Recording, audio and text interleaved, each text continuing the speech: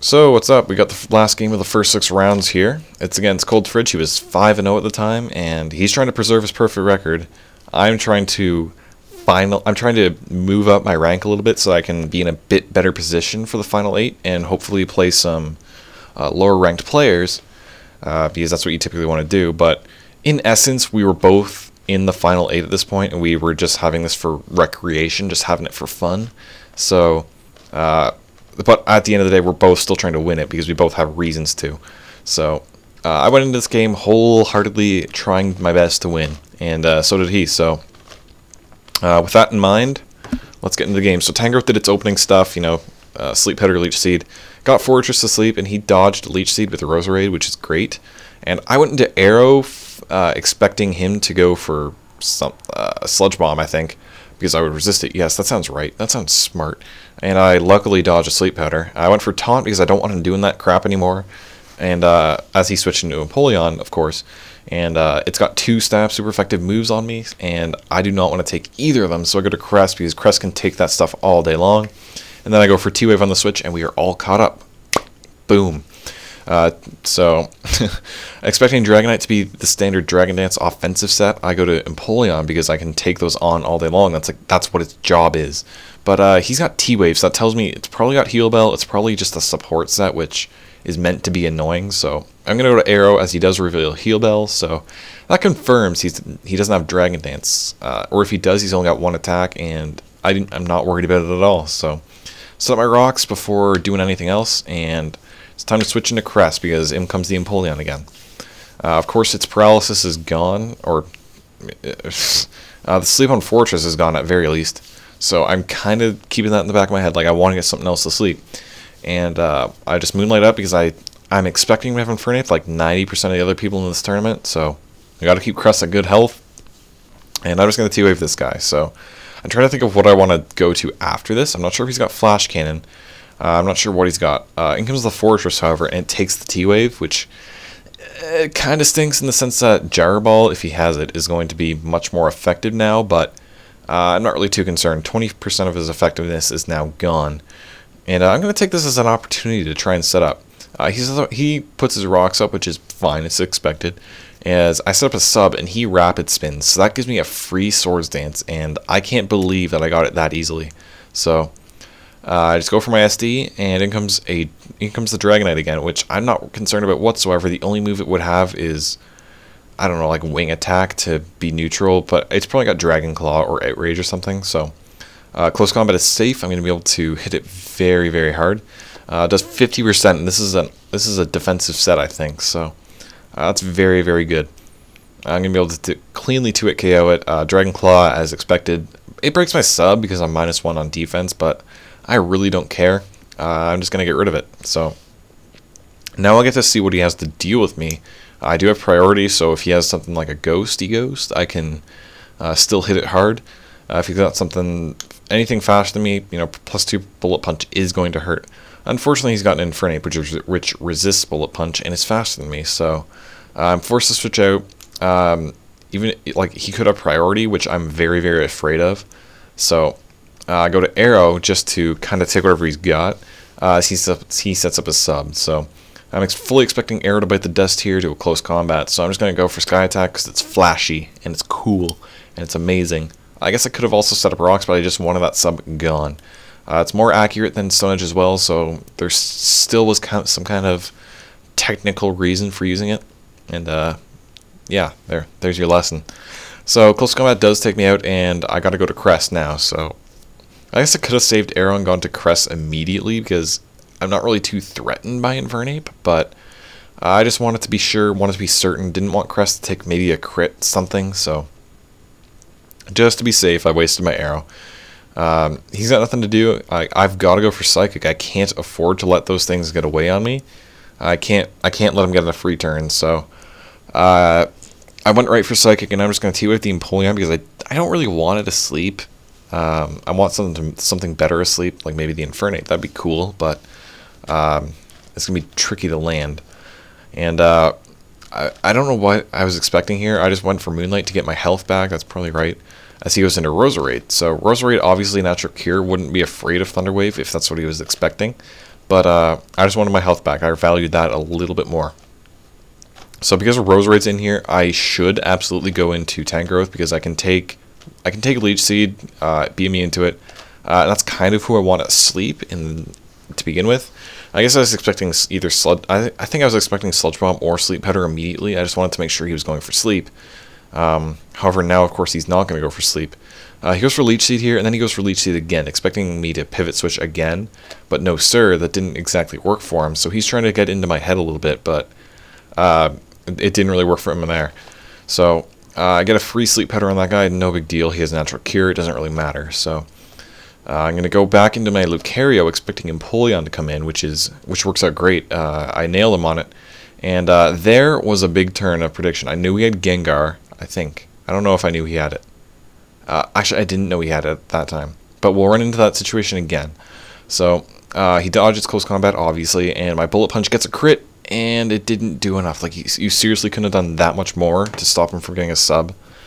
Unreal. So my crit actually winds up helping him as he is a Pain Splitter, so he ain't mad about that crit at all, and I'm kind of mad that it didn't do like 10 extra points, and then I could have killed this thing and had a much easier time for the rest of the game. He disables Bullet Punch, so staying in here is kind of futile. I just wanted to see if maybe Disable would wear off. I'm not sure how long it lasts. I think it's like 5 turns in retrospect, so it's kind of silly to stay in, waste 25% going for sub, but it's not a huge deal. That's what I did. Yeah, there's nothing I can do about it now. So, Empoleon is my only guy that can really take hits from this thing. Plus, I thought maybe if his stab move is Sludge Bomb, then that would be cool. Like, he can't touch me at all. But he already had Sludge Bomb on Roserade, so I should have thought about that. So, Empoleon takes his hits. I think I hit him with the I don't know. I got paralyzed at least. And now I hit a Surf on Empoleon, which resists it and takes it very well. So, that's cool. Great. Thank you, Game Freak. Shell Ball does nothing, and we both stay in here and try to roar each other, which is pretty phenomenal. And I get roared into Lucario. So here we're in this prediction again. I don't know what I don't know if he wants to go to Gengar predicting close combat. So I was very tempted to just Bullet Punch there, but I decided at the end of the day, Sword Stance is gonna be the best play because there's still potential for hacks, which I wound up actually getting. I couldn't believe it, and now I can just close combat the thing. And it gets his Empoleon out of there, which is great. Obviously, Bullet Punch was very tempting in the case that Gengar came in, but at the same time, Swords Dance would have achieved the same thing if he switched in Gengar as well. It was just a huge turn of prediction. He won the prediction, but I got lucky with hacks there. So, in comes the Infernape. I'm still afraid of priority on this guy, so I'm forced to switch out. Even a +2 Bullet Punch wouldn't do that much. I think I would have switched out anyway. And he gets a Flare Blitz burn, which more than makes up for the pair hacks, in my opinion, because now Cresselia loses an extra little bit of HP each turn, and I'm going to be forced to Moonlight a turn early because of that. So, he gets another free sub on me, which is not cool. I don't like handing out free subs, and burn hurts, so I've got to keep psyching it. I got to keep psyching. Like, I'm expecting him to Swords Dance on there because it would really round off his set, and I'm just expecting it to be there, and I can't let him set them up, so I've just got a Psychic. He's got the sweet combo with Shell Bell and the Flare Blitz recoil, which is phenomenal in my opinion, and I'm just sitting here burned and Psychicking his subs away. I'm forced to Moonlight up this turn, otherwise I'm losing my Cresselia. And I'm trying to finagle him into going for Flare Blitz guaranteed so I can go to Tangrowth and get him to kill himself with recoil while keeping my Cresselia alive, because Cresselia deals with a lot of his guys really well. But then I get to thinking at the same time, Tangrowth handles his guys very well as well. It handles Roserade fairly well. Like, it can take Leech Seed. It probably can't live a Sludge Bomb, maybe, depending on his set. And then, like, it can get a Sleep Powder off, and that's going to be great, because it'll at least force him out. And if it's his last Mon, then he can't Natural Cure out. So I'm trying to decide who I value more, because he's definitely going to go for Flare Blitz at this point. But I decide I'm going to value my Tangrowth a little bit more, just because it has potential to put something to sleep. And Cresselia, it's kind of, like, once the Infernape dies, it's kind of like Cresselia is kind of useless. So I just let Cresselia die, take the hit. Also, I was kind of afraid of him close combating. If he close combated there, it would have killed Tangrowth because he was +4, and that wouldn't have been cool. So on the double down, I decided to go Lucario, and he trumps me by going into Gengar. So now I'm forced to go to Tangrowth and sack it as well. I knew I could live one Shadow Ball because it's not super effective, and that would have been great because I could have gotten a Leech Seed on this guy, protected, and just been flat out annoying. But then I guess he could have set up a sub and stuff. But I feel like Tangrowth would have been very useful down the stretch. And now it's 3-2 him, and I got to go to Kingdra. So I'm expecting sub, but like if I Dragon Dance and if I Dragon Dance, he still hits me, and I still break his sub and then kill him before he can kill me. So it really doesn't matter if he subs or not. It's totally irrelevant. I break his sub, obviously, and I'm going to kill him next turn, so it just depends on whether his Shadow Ball crits me or not, which, if it did, that would have that would have ended the game, honestly. And, obviously it would have ended the game. So, fortunately it doesn't crit. I managed to waterfall it dead, and, I'm looking pretty good. I'm set up, I'm great to go.